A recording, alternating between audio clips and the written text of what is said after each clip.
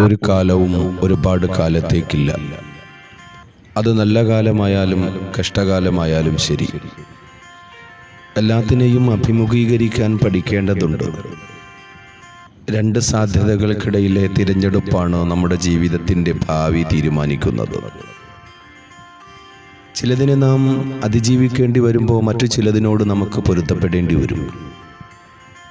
വെട്ടിയൊതുക്കുന്ന ചെടികൾ പറയുന്നത് ചില്ലകൾ അറുത്തുമാറ്റിയതിൻ്റെ കഥനകഥയല്ല, മറിച്ച് പുതിയ രൂപത്തിലും ഭാവത്തിലുമുള്ള തുടക്കത്തിൻ്റെ സാധ്യതകളാണ്. എല്ലാ പരാജയങ്ങൾക്കിടയിലും വിജയത്തിൻ്റെ ചെറുകണികകൾ അവശേഷിക്കുന്നുണ്ടാകും. അവ കാണാനുള്ള കണ്ണിൻ്റെ വെളിച്ചം നഷ്ടപ്പെടുത്താതിരുന്നാൽ മതിയാകും. പ്രത്യക്ഷയാണ് ജീവിതത്തിൻ്റെ അടിസ്ഥാനവും ആധാരവും എന്ന് മനസ്സിലാക്കി ജീവിത വിജയം നേടാനുള്ള പരിശ്രമങ്ങളിൽ പരാജയങ്ങൾ ഉണ്ടായേക്കാം. എന്നാൽ അതിനെയോർത്ത് നിരാശപ്പെട്ട് പിന്മാറാതെ ആത്മവിശ്വാസത്തോടെ ശുഭപ്രതീക്ഷയോടെ മുന്നോട്ട് തന്നെ പോകേണ്ടതുണ്ട്. പരാജയ ചിന്തയിൽ നിന്നും കരകയറാനുള്ള വലിയൊരു മരുന്നാണ് നമ്മുടെ പ്രത്യാശ.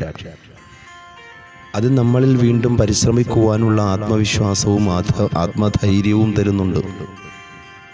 പ്രത്യാശ വർത്തമാന കാലത്തിൻ്റെ ഭാവിയെയും ചിന്തയെയുമാണ് നമുക്ക് നൽകുന്നത്.